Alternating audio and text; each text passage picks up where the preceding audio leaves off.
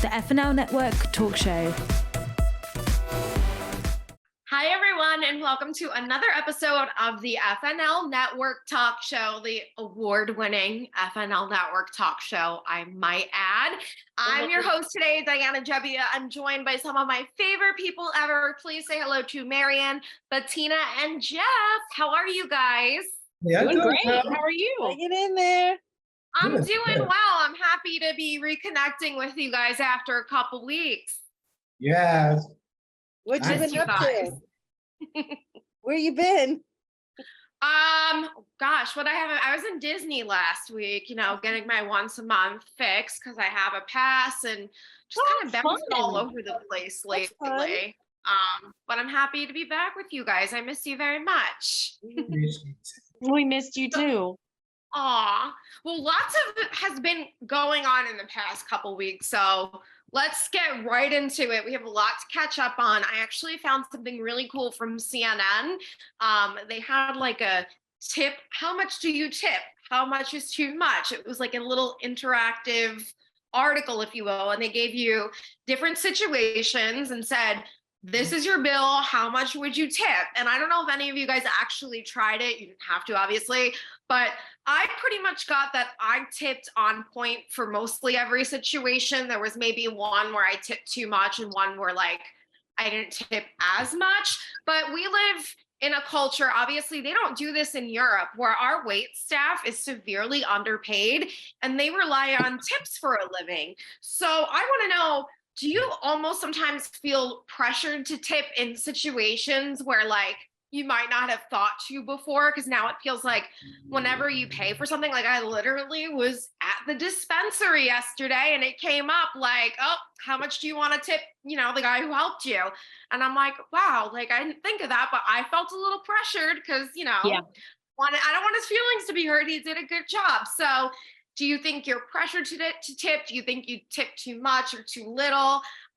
And why do you think we're behind compared to other countries where they just pay their service people what they deserve? And Jeff, I'll kick it off with you. Okay, so when you're talking about tip, that's right down my alley because of me being a barber and a stylist. Even though I charge them for the service, it's always good to receive a good tip because it lets you know that you honor what the actual client wants. So when I go out per se, I always try to tip. I never go any place without tipping because I know what it is to work for that service. You're doing a service. And as you talk, because I go out to the restaurants a lot, and they don't really get a lot of money. Their money is based on their tips. So I think of that because it's basically minimum wage and they always hustling, especially the young men that are actually parking your cars. They're hustling. They're trying to make sure they can pay the bills. So I think I put that in perspective in my mind when I'm thinking about tipping them, that they're really trying to just live like we're living. And it's based off of what they're doing, how they're moving, how they're trying to create some money in their hands. So yeah, it's always a plus for me to tip. Any service that I go to, I don't hesitate on not tipping them because I know what it is to work off of tips with what I do. That's fair. Yeah. And I have to say, the girl who does my hair all the time, 20% at least, if it's the holidays, more because she, like you said, she's hustling. And also she's in charge of whatever's going on my head and I don't want to look stupid. So Yeah. Tip your hair, people, everyone. Bettina, by the way, your hair looks gorgeous. So let's Thank move you. over to you and Thank hear what you you. think. I love it. I'm upgrading all my acting materials. I'm in like an intensive marketing class for actors, and I'm getting new headshots, new reels, new resume, new website, everything because I want to be jumping. I've done like over 100 film and television, all kind of independent, and I want to be jumping into television. So I have a whole team of people helping me to get to this next level. And one of the things was getting like a cool haircut, hair Love it. color and stuff. So that's it's been very exciting. That's just like a little snippet of what I've been doing to upgrade everything. Amazing. Yeah. Do you want to hear about what I think about tipping? I kind of have Of a few things course to I say do. about it. A few different seconds. So I do a lot of work where I get tipped, and I've done that my whole life. Right now, I do a lot of balloon twisting, and I do make a lot of additional money from the tips, which happened today. It was great. I did uh, a job balloon twisting where they paid me like okay, but not my general amount of what I make because it's so local. But I was able to put out a tip jar and I made just about as much as I was being paid and as I made in tips. And that just felt great. Like I love when people tip me and people were saying, how much is it for the balloons? And I would say, well, no tips too small or too big. Aw. And that I like that. I like that when I'm certainly when I'm getting paid than when I'm getting more in tips. It's a nice because it makes the people feel like they don't have to pay if they don't have much, or if they want to be generous, they can. And it's just a really nice experience because I love the whole thing of twisting balloons and making the kids happy and then coming home with a pile of cash is nice. And I also have my Venmo out too. So I do get a nice chunk of money in Venmo because it's so easy now. The Yeah. Venmo, they take the picture, it's really great. So because I do that a lot, I make money with tips. I like to tip a lot, in the places where it feels normal and regular, like the hairdresser you mentioned, or when eating somewhere, I'm always like tipping. There are some places that like if I get comped because my husband might be playing music at the event, then if they'll go like even more than 20% because I'm not paying it all for the meal. Like I'll tip more. So but I really like that. I really like the idea of like money flowing out just means money flowing but more back in. Like if I just always have that in my brain, like if I'm tipping you then it's going to come back to me 10 times more, so I'm going to want to tip as much as I can. But then there are other instances where I wasn't expecting it, like at a cashier where the person did not do anything. I'm just like buying something and they're not like going out of their way to help me, like I get very picky in a restaurant because I'm vegan, so there's a lot of picky things that I need, and if they're super nice, which they often are, I'm gonna tip. But then if it's just like I'm buying a toothpick or something, and then you see Yeah. on the you see like, oh, a tip, and I always think to myself like, is this a mistake? Are you seriously asking me for a tip? And then I usually will tend to, I might go to the lowest one, not all the time, sometimes they'll be like no tip, but it just felt like it's weird sometimes. I feel like it's just like programmed into the machine sometimes for no reason. Yeah. I did see that survey. I didn't like answer the questions, but I read each one of them because I thought that was interesting. Then I looked up some stuff like where did tipping originate in this country, and I found Ooh. some articles that it started when they freed the slaves. And when they freed the slaves, they didn't want to pay them anything. So they just told them they have to only work on tips. That's where it came from. So that's a horrible thing. We should be paying people like large amounts of money to do work and not try to like have like this people who are going to the restaurant or whatever have to pay. Like the whole system screwed up. So even though Yeah. I like the tipping and I think it's great, it's not a great system from like an overall prosperity viewpoint because people who are working in an establishment should be paid. They have to show up on time. They have Mhm. to work. They're bringing money in for their, the diner. Like, so it's a weird system. So that's a lot of what I had to say about that. Yeah, I couldn't have said it better myself. Thank you for sharing that little nugget of info because I Isn't that literally had no crazy? idea. Yeah. Yeah, that was Gosh, that's like really antiquated then, but like it's just become second nature for us to just show our appreciation for people. I also like what you brought up about Venmo. Like literally, I just got my nails done before this and they don't like tips on the card, which I guess I understand because it has to do with like them taking money out or something. But Venmo is so easy. Like you said, Mhm. you just scan the person's thing and I Yeah. just sent her money with some hearts and we called it a day. Marianne, what about you? So I've always And like Bettina said, I wasn't aware that that is where tipping came from. That's so interesting. Mhm. Yeah. Now, I do think that people at restaurants and places that we normally tip should get paid what they're worth instead of relying on tips and being paid at and such a small hourly wage. I can't remember when this was. It's probably 10 or 15 years ago plus. I knew someone that was a waitress and she's like, yeah, our hourly wage is like 2 something an hour. Mhm. And what happens when they're slow? What happens if you go in and there's a storm or, heaven forbid, there's an accident and it's blocked and somebody doesn't get in there or people don't get in there to eat? You're going to make $2 and something an hour. I mean, I don't think that's really fair because you're still giving your time. And I'm sure if you're not waiting tables, you're doing something else. You're trying to spend your time doing other things. So when I go to a restaurant, I try to tip at least 20%. And even if they don't do a great job, I still try to tip that because that's their livelihood. And you never know what kind of day that person's having or what they're going through. Some people are doing good just to get out of bed, just to show up to work. It might have been all they could do to show up. So I try to keep that in mind.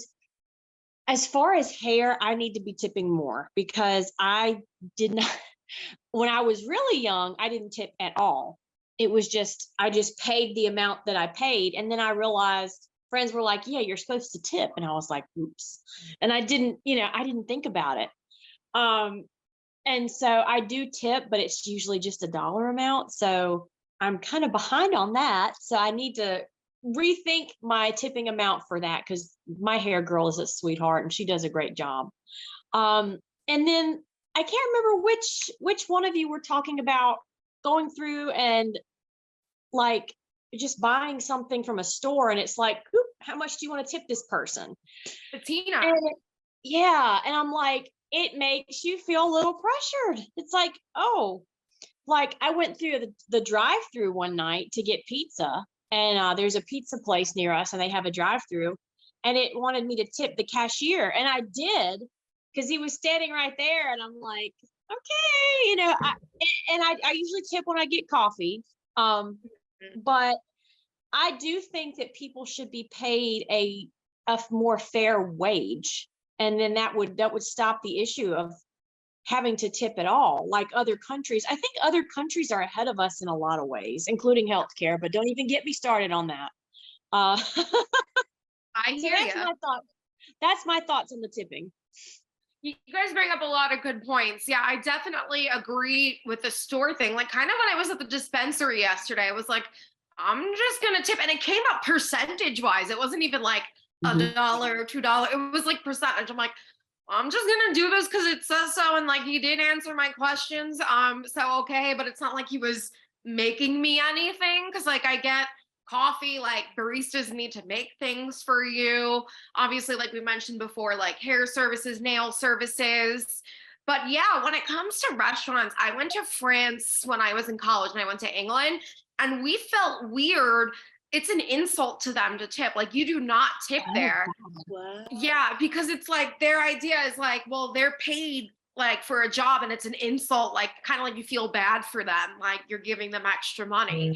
And it was just so weird for all of us to adapt to that. And it's like, I wish our country had that when it came to like our restaurant staff, not because I don't want to give them extra money, but because they deserve to be paid a fair wage. Like when I do a lot of my film, I could do a lot of food filming content. I get comped meals and I'm sure to like tip them what the 20% of the meal would have been. And they're always so grateful. Like, or it's like, even sometimes I like said, hi, how are you? And they're like, oh, like me. And I'm like, yeah, like, we're here, you're human. And it's just, I feel like sometimes staff like that, they don't get what they deserve. And I think it's a real problem. So now knowing everything I know about the origins of gratuity and like, just knowing about how our service people can be treated, like I think we need to step it up as a country. Yeah, For sure. Let's pay people what they're worth. All right, on to something a little crazy. BB Rexa, she is a singer superstar. She's also from Brooklyn, by the way, my fellow New Yorkers. She said a fan sent her used toilet paper in the mail. And I want to know, where do we draw the line between like fandom and just creepy? And then are there any celebs that you feel you know a little too much about? Listen, I'm gonna admit, so there's no judgment here. But I'll start off with you, Bettina. I mean, that's just gross. Yeah. I mean, how do they even have her address? Why would they send her that? Like the whole thing's like, huh? Yeah. I mean, I'm an actress. I love the whole craft of acting. I'm not so much into like the lives of celebrities, except I do have a little bit of an obsession about this is I'm going to say this out loud. Okay. No judgment. This is a really crazy thing that I'm into, that I listen to all the time. It's a what is it? A podcast. I'm actually gonna say this out loud. Okay. Do you ever watch you ever watch the series The Girls Next Door from the early 200s with the at the Playboy Mansion? Holly Madison and Bridget. Love them. Why I They're love so them, sweet. I don't know. I'm fascinating with that whole thing. So I watched that several times, that whole series, and now they have podcasts, and it's like Holly and Bridget talking about their life and what it was like. And now, and the podcast is called Girls Next Level, and they talk Mhm. about like how it is now looking back, because they're older, and like how they were like duped into some things, but they still sound so similar. So there's like that fine line of like being like acting like a bimbo, but they're all kind of smart, but they Yeah. like fell into this crazy lifestyle. I don't know. I'm fascinated by it. So that's the only celebrities that really interest me. It has no, because it has, to me, it has nothing to do with the craft of acting. So it seems like it's like a little out of, out of a little different for me to listen to, but it's, that's the only celebrities I'm really interested in. Those two. I love Those that. two girls. First of all, I met Holly Madison years ago. I was at a Oh my I was at God. a Michael Jackson tribute show, like they were doing in Vegas. It was like I think his birthday right after he passed. And she was in one of the numbers because she was performing in Vegas at the time. And my mom and I were getting food before the show and we saw her. So I went over with my little magazine. I must have been like 16, 17 at the time. Like, oh, can you sign this? And she's like, of course, my name's Holly. What's yours? Like, polite as can be, like so down to so earth. I happy will to never hear have a that. bad thing to say about her. Oh, I'm so happy to hear that. Yeah, I love her and Bridget. Like, they're super into horror too. Like, they Yeah. just seem like really cool people. So I love that that's your like guilty pleasure podcast. That makes me so happy. We'll have to talk about that together sometime. I'll like send you a text. Oh my God. Oh my God. Yeah. I didn't know that anyone else would be into it, so I'm like thrilled to hear. Oh yeah, it's always fun hearing all the tea that went down at the Playboy Mansion. Do you listen to their podcasts now? I'm not caught up. I did in the beginning and then I fell off, but I want to get caught back Get up. back on. It gets crazy. That's what I Okay. listen to when I'm driving. Like, Yeah. Yeah, it just sounds like the you're only listening to your podcast I girlfriend. listen to. Amazing. I And love just that. admitted it. I love it. We're all an open family here. And I promise when you hear my obsession, like you're gonna feel so much better about yourself. Marianne, what about you? So I Okay. can't say any actor that I have an obsession over. I know that sounds boring, but I like to watch a wide variety of things. Right now we're into a show that's been out forever and a day, The Walking Dead. We're still watching that. We're almost done. But what I find myself doing is researching the different actors on the show I'm watching currently. Like, instead of being obsessed with one, I look up all different ones, and I'm just curious to know about their lives, like where they started, what they're like, if they're married, if they have kids. And I just go down the rabbit hole of reading about these different people. I've probably done it for like 10 different people on this show. And with previous shows, like Alexandra Billings, I don't know if anybody knows who she is. She's on this show called Peripheral. I don't know if I said that right. Peripheral? But I think it's on Amazon. Okay. Amazon Prime. But I just love her. I think she's fabulous. And I follow her on Instagram. And I don't like obsess and read everything about her, but the character she portrays is very unique and very interesting. And I like to learn about the person underneath who the actor is, who they're acting as. I like to hear about who they are as a person. And more often than not, when I find out somebody is, a genuinely good person, I really like to support their work, especially if they love animals, obviously. Because you can tell a lot about somebody by how they treat animals, right? Yeah. And as far as the fan sending the toilet paper, holy, what? No! What? Send your doo-doo in the mail. I mean, golly. That's just worst. I guess I don't know if she had a P.O. box or something, or like That's what I'm thinking. Holy crap. Yeah. Holy crap.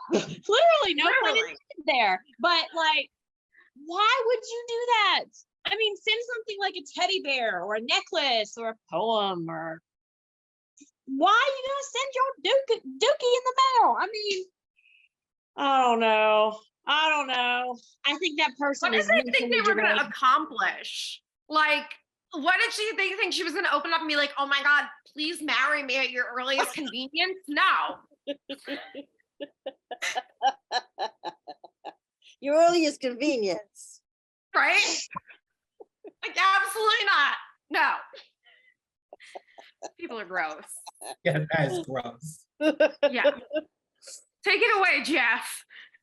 First of all, it's very, very gross, as we were saying. And I just read, I read the article and I read the feedback from her fans. People were asking her crazy questions. Did she sniff it? And I'm like, what? Right? Yeah.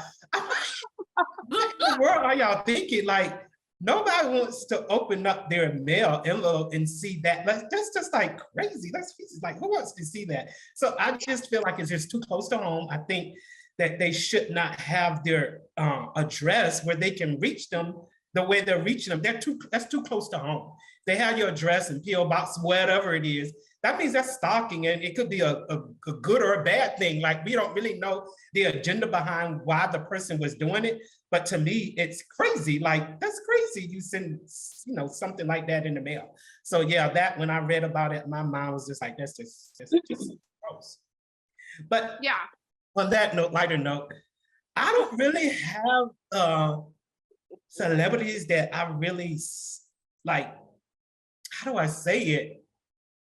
Like, really stalking them, really want to be, but as a designer, I do love Tom Ford and Ralph Lauren, reading their histories, because it blows your mind, because especially Tom Ford went to school as an architect, but he initially was not a designer. He actually lied to wind up in one of the fashion houses and use his architectural degree to be able to design the way he designed. That's why his work is so amazing. And then to hear about, Ralph Lauren, he wasn't an artist, but he had a vision. And he took, so I just look at those stories and the history behind those, and take that in perspective with me, that anything is possible. These famous, amazing celebrities, there's designers that they did not, besides Tom Ford, he went to school, but all Ralph Lauren did, he loved what he did. He dressed according to what he loved. He would wear these crazy ties when he was working in the department store. And it went from one thing, dressing one way and people looking at him, to I can take this and really run with it. Now, his daddy was an artist, but I just like looking at history, reading on that to see how I fit, or how I can take those things that they, that their story, and learn from it, so I can prepare myself for it as a designer, and believe in my mind that, all things are possible. because the history behind different celebrities, it really will blow your mind how they went from one thing to the next. And, you know, because we always think the celebrities, you know, it's not possible for us to get to that level, but they people just like us, and they just continue moving and persevering. And just one day that door opened for them, an opportunity. So yeah, you bring up some really great points. First of all, I love how you were like, yeah, it's crazy that person, like, I think it's crazy. Like, well, I think you're sane of mind, Jeff. I really think the only person who thinks it was a good idea to send BB Rexa a hunk of doo-doo was the person who did that. Like, I'm a little concerned for them. Also, I feel like doo-doo or pee? What was that? Doo-doo? No, it was pee. No, it was doo-doo. It was poop. I thought it was pee. Does that make it? I mean, not that pee is much better, but like, I guess that made it worse. It's just it's worse. Oh my God, it's so bizarre. And like, also, I feel like that's a felony. So like, I don't know. It's just very bizarre. It should be. It should be a felony to send your Cocoa Crunchies in the mail. I'm sorry. That should be a felony. They should track them. I'm putting some pictures in the chat. I added some pictures in the chat. Oh my God, yeah. She sent some very appropriate vomit emojis, which is definitely the vibe right now, thinking about that. Like, oh my God. Could never be me. Could never be me. I do have a celebrity obsession. It's a little random and embarrassing, but I love Danny Elfman of Oingo Boingo and music composition fame. Jeff, I relate a lot to you because his history is so fascinating. Like, he was originally, like, he was into science and he wanted to do stuff in biology and whatever. And like, he stumbled into music, and then he was in his brother's traveling troupe, was originally the Mystic Knights of the Oingo Boingo, and they were street performers. And then that became the band Oingo Boingo. And then he got called to do Pee-wee's Big Adventure, the score. And he kind of tripped and fell into music composition. Still doesn't really know how to read or write music. Like, but he is brilliant. He is brilliant. I have the biggest crush on him, but I would never send him anything like it's so nasty. If he was in the same room as me, would I say hello? Absolutely. But even then, I would be like, what does my arm do? I hope I don't look weird. I don't want to bother him. Like, I feel like there's always a line. Like, I tell people, because I, like, in the industry we're in, I'm sure we've all got to meet like celebrities and whatever. I never want to be that guy. And you know what I mean by like that guy. Like, I always just try and be as normal as I possibly can be and ask them how they're doing. And then like, give them a compliment that seems organic and genuine, not like, you know what I mean? Like, you want to hear what makes you feel good, but you don't want to be that guy about it. Yeah, most definitely. Yeah. That is crazy. Right? Oh man. So Danny Elfman, I know you're a big fan of the show. Hit me up. Maybe Holly and Bridget and Kendra will be watching our show too. Yeah, come on, girls. We'll have you on the show. I would love that. Oh my God, yes. So more celeb info. Reese Witherspoon and Jim Toth announced a divorce after 12 years together. I did not know his name up until recently. Like, I was like, oh, Reese Witherspoon's husband. So I want to know, do you think that relationships can't last in Hollywood? Why do you think the divorce percentage in general is so high? I heard it's like around 60%, which is wild. How about you, Marianne? Let's kick it off. Ooh, well, I've been divorced. I can say in Hollywood, I mean, obviously I've never lived in Hollywood or lived that life, but I think it's probably even harder because you've got two people that are probably going different directions all the time and they're apart a lot. And then they're doing different projects with different people. And I think as far as marriage, and I'm not the best person to get marriage advice from considering I've been divorced, but I know what makes mine work is making sure that we have time together. I think having time together is important. However, I also think time apart is important. I think it's important to have your own interests and not be up each other's butt all the time. Because sometimes that's too much of a good thing. Well, it's not really a good thing, but I think a healthy balance is what's the most important thing as far as, yeah, have your time with your spouse. Communicate. That's a big thing. Communicate, don't shut down. You have to communicate. You have to be willing to say how you're feeling and willing to stand up for yourself if you need to, and not willing to just bow down to the other person and let them walk all over you. There's so many things I could talk about here. So many. And I've made a lot of, relationship mistakes. I have. I'm not going to lie. I chose the wrong people in the past, but I think it also depends on the mental health and maturity of both people. And it depends on their morality. What is their moral standing? What is their character? Are they narcissistic? Are they empathic? There's so many factors to consider. And you just never know what the combination of two people is going to do. As far as, Reese Witherspoon and her husband, I didn't know his name either. I knew she was with Ryan. Is it Ryan Philippe? Is that how you say it? Yeah. Yeah. She was with him before. And yeah, that's who I was originally thinking of. And then I saw this guy and I was like, oh, yeah. And it's no doubt marriage is hard. It's definitely a give and take. And personally, I think we shouldn't get married until we're 30, but that's my opinion because of my past mistakes. But I think that in Hollywood, it's probably even harder. It's probably so much more pressure and not seeing each other for long periods of time. I don't think it's always the best. It just depends on the strength of the parties too and how much they want it to work. Sure. You bring up a lot of good points about healthy communication, because I'm not going to go into details, but I could write a whole novel on that right now and not shutting down under pressure. But that's a different story for another day. Yes. And you know what? I love that you said people shouldn't get married until they're 30, because I'm 31. I'm single. My cousin just got engaged. Congrats to her. But I said to my mom, I was like, she's so young. And she's like, Diana, she's 26. And I'm like, she's so young. Yeah.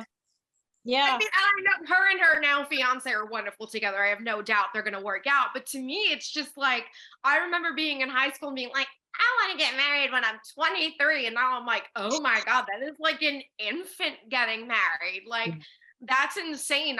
Like I said, I'm 31. I feel like me being married now, what does my arm do again? Like, I just would not know how to do it. So you get to learn yourself and, grow. And that all contributes to how you handle relationships. Some really great points there, Marianne. Jeff, what about you? Yeah, so this is my opinion on that. I feel like, okay, say it's a power couple. I'm just using that as an example. In Hollywood, with them both being in the limelight and doing very, very well, behind the scenes, it could be jealousy, it could be envy. We just don't know because they're in the limelight, they're competing for the camera. I'm just using that as a scenario. And, what about if the person is always the celebrity, but they're behind the scenes? I know from dating back a while back, this young lady, she was a singer, but I would, when things were over, when church was over, I'm just using church example, everybody flocked to her. And I was kind of the quiet one over in the corner, but me as a person, it didn't affect me. But a lot of people were like, I'm not gonna sit by you for an hour or two, and you're communicating with people and such. I think it just is like Marianne said, it depends on your maturity level, because I sat back and embraced it and enjoyed it because I saw the joy from her being around people that, celebrated her and her gift and how she was a social butterfly. So I think it's just like you, Marianne said, I think it depends on the maturity level. I don't think that you should get married too young. You're still learning, you're still growing, you're figuring out who you are as a person. And, as you get older, you change, life change, you change, your mindset change. you settle and you figure out that what I used to do with that person back then does not suit me right now. I'm in a whole different mindset. So I feel like you should experience life before you really settle and get married so young. And I feel like sometimes they see each other at an event, they get married, but they really don't really get to know the person until after they marry them. Then they realize that you're not the person that I anticipate you being. So I think it's all a maturity thing. I think when Yeah. you're and you know what you really want and you stick to that, because like I'm not married, but I know from my mom and dad when they were married, both of the people have to work together for that marriage to work. You're two individuals thinking totally different, and you have to come to a mutual agreement in order for both of y'all to be able to understand each other so you can move forward together as a couple. So it's my opinion, Yeah. y'all. That's a very great opinion. And I think back to like when I was in a relationship, I was in a 5.5 year relationship, which is like pretty much a marriage at that point. But I got into that relationship 2 weeks before my 20th birthday. And now I'm like, thank God that did not work out, because I would still be in New Jersey. I would probably be married and I would be miserable because we were just two very different humans, and I wanted to branch out and move out, and he, not that there's anything wrong with this, but he wanted to stay in his hometown and do his own thing. And it's like you don't realize certain things until you do get older, and sometimes people just don't work out for reasons like that. It's really interesting discussion. What about you, Bettina? Well, I got lucky. I got married at 34. We're still Nice. together. Yeah. Um, Amazing. and that was a good age for me to be married, you know. Um, I mean, it's some work, but it's also a lot of fun, and it's also got to be the right person. So, Yeah. I mean, for me, it worked out. I think it was luck, or it was maybe him who really pursued me, and it also he likes to talk things out, because my tendency would probably just to be quiet and not and just like move on and let's just whatever. But he wants to really get to the bottom of issues, and he'll like keep hammering away until it's resolved, and that's very helpful, to keep things going and to keep things in harmony. I think is important to keep a good vibe. I mean, I do also believe like staying together is great. I love seeing happy couples, and I even was a minister. I got one of those minister licenses, so I got to marry a bunch of people in my life. Like not a lot, maybe 5 or something, but that was really really cool because I just believe in that whole thing. I just think it's great to like grow together, learn about each other, really know someone like that, be there for them, have them be there for you. Like that's something really special part of life. Yeah. So I really believe in like people staying together. On the other hand, I know people who got divorced and that was like the happiest thing they ever did. So, to each his own. I just think it's good to maybe to say to work on yourself to figure out like what Mhm. went wrong, how you could do better next time, and kind of take as much responsibility for things as you can. I mean, Yeah. I have a niece getting married in August. She's in her mid-20s, but she knows who she is. She's very um what's the word, like stable person, and the fiance seems like a good guy. They seem very compatible, and she's in her mid-20s. My other niece wants to get married very soon too. She's really young, in her early 20s, but you fall in love and you just do your best. Yeah.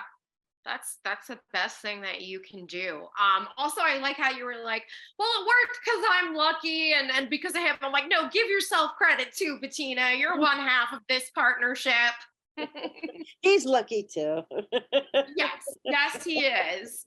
Um, yeah, so I don't want to say I'm a little jaded. I am kind of navigating the dating world, like this month has been a little bit difficult for me, but I do try and take everything as a learning opportunity and to move forward.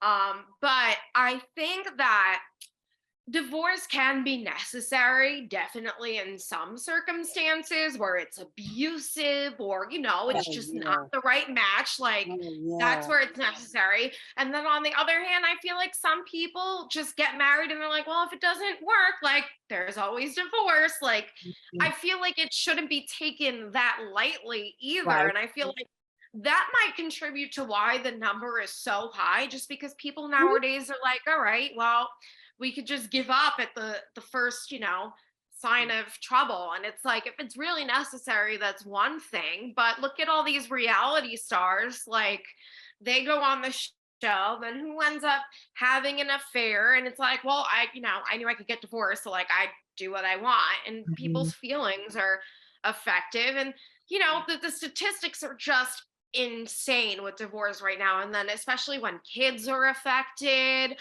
Yeah.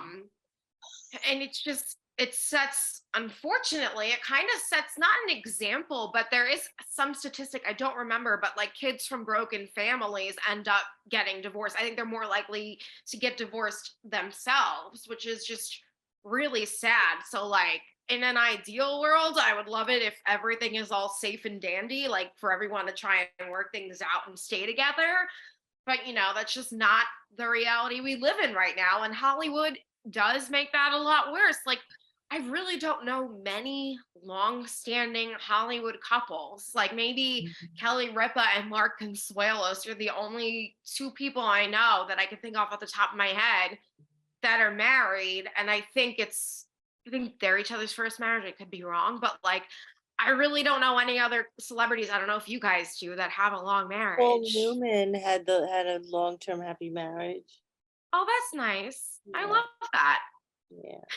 I love hearing that because, like, especially being in this industry, and like, I think all of us hope to grow to some like level of fame in our own ways. But like, I think as we've all expressed, like, relationships are really important to us too.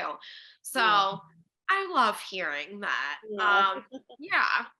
They're out there. Uh, There's celebrities out there that are, they know how to stay away from the spotlight and keep their family like together, but then just like go off and do films. I don't think it's all like everyone's getting divorced. yeah.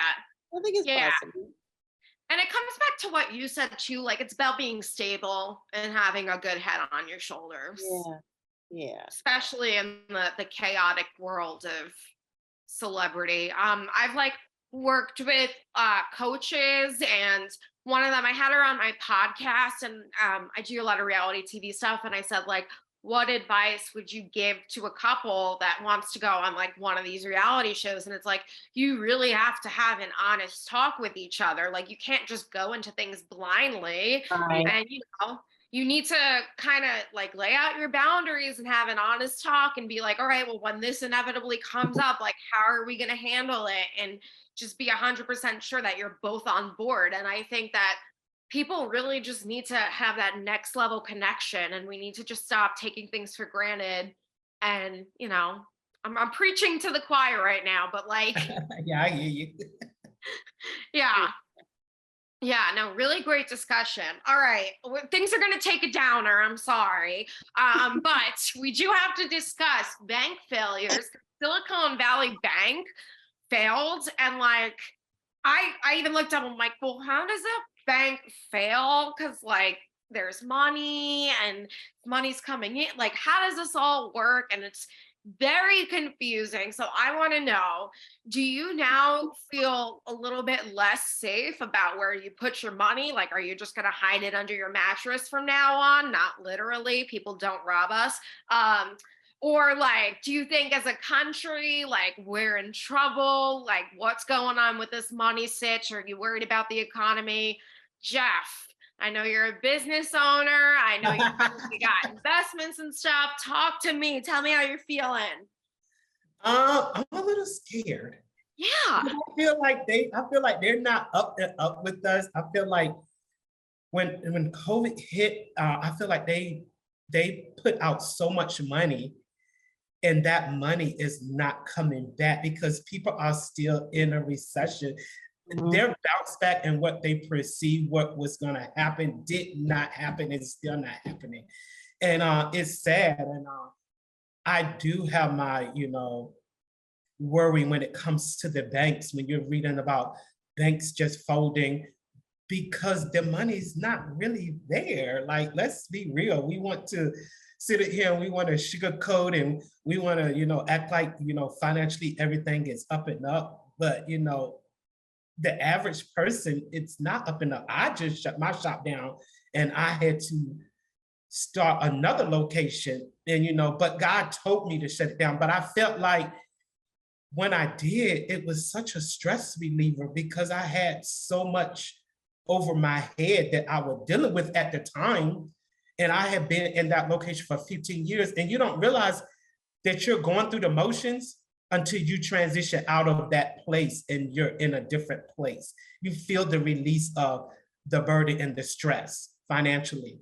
Luckily, someone is really looking out and gave me a building, and it allowed me, it freed me up financially to be able to travel and really focus on my fashion and other things that I want to do. But I feel like my business was hit hard last year around October and November. I felt like, yeah, God sustained me over the years and he sustained me during the COVID, but I felt like I was really feeling it.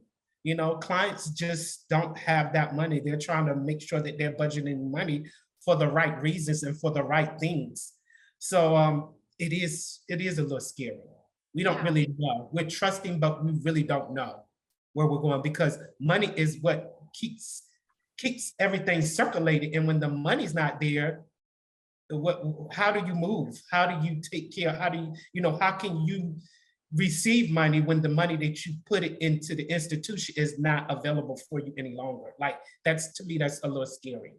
It is. It's very scary. And especially as you brought up with COVID, like, we had never gone through anything like that in our lifetimes, at least, maybe older people who were still around from the Great Depression, like experienced something similar. But to have businesses just shut their doors, like, unheard of, and nobody knew what was going to happen next. And like you said, they wanted it to bounce back. And, here we are, 3 years later, pretty much. And it hasn't really changed all that much. So it's still, as much as I hate the term, like unprecedented times, and we're still dealing with it. We're still very much in it. I forgot who I went to second last time, so I'm sorry. I'm just gonna guess and say Bettina. So I'll let you take it away. Hopefully I'm right. I mean, I don't think too much about banking institutions, so I don't know, but I'll tell you my experience of like 2020 when everything shut down. Like, I work in the event business with doing the things I do at events are clowning stuff, balloon twisting, face painting, and also I read tarot cards at events. So that just like completely shut down. I thought I'd never be balloon twisting again. I actually gave away all my balloons. I thought that was it. This is over. I thought that was over. And the tarot stuff I started doing online, on Zoom. That was nice.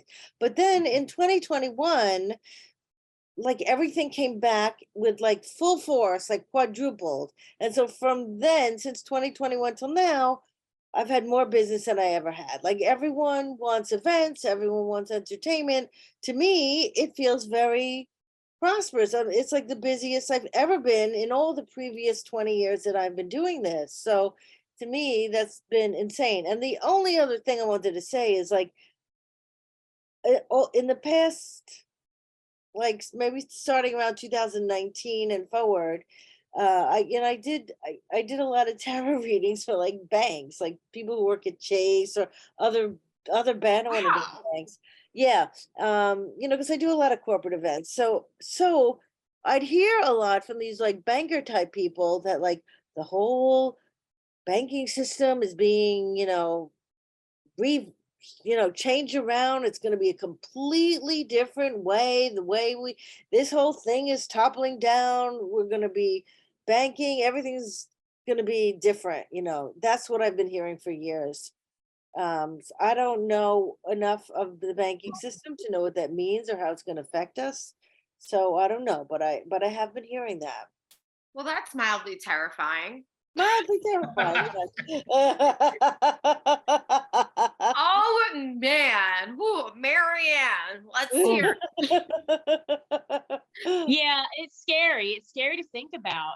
I don't really know what I think.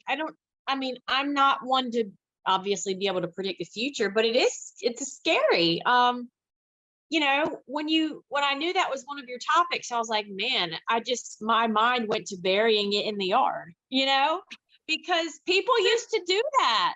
People used to bury money in their yard. No joke. And if I knew that it was a possibility, I might consider it, because I mean, ultimately we work for our money, we work hard for our money, and we want to know that it's secure. Technically, most banks are supposed to have each account insured for $250,000. So, but a lot, you just don't know what to expect. And COVID did change a lot of things.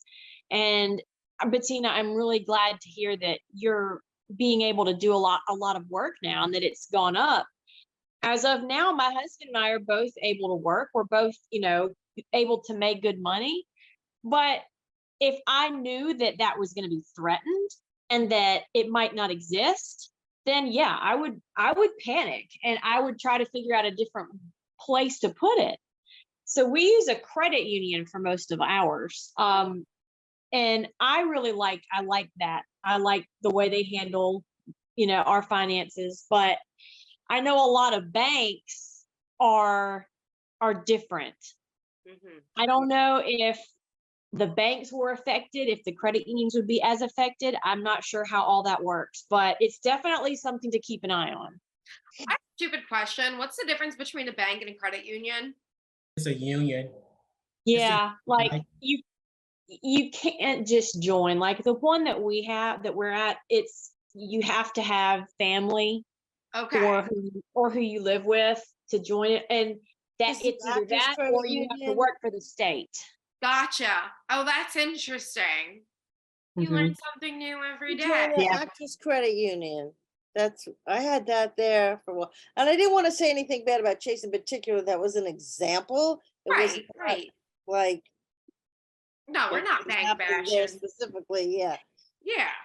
That's so interesting, because I always hear because I work, part of my job, I work in advertising, and we get a lot of national commercials for federal, credit unions, whatever. And I'm like, who's a credit union? You hear it, but you never, think about it. I clearly don't know much about banking, which is terrible. I'm going to be the stereotypical millennial, but I did have experience when I moved across the country.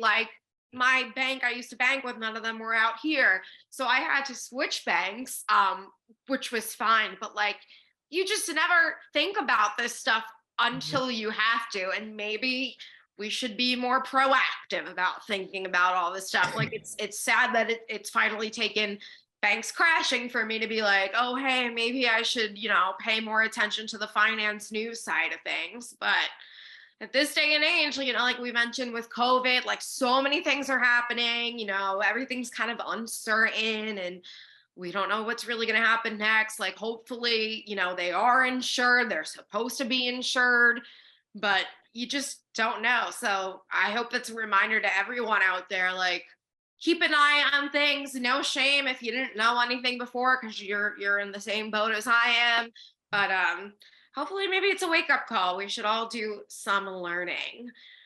Well, on that note, I just want to say thank you guys so much for hanging today. I always love hearing what you have to say.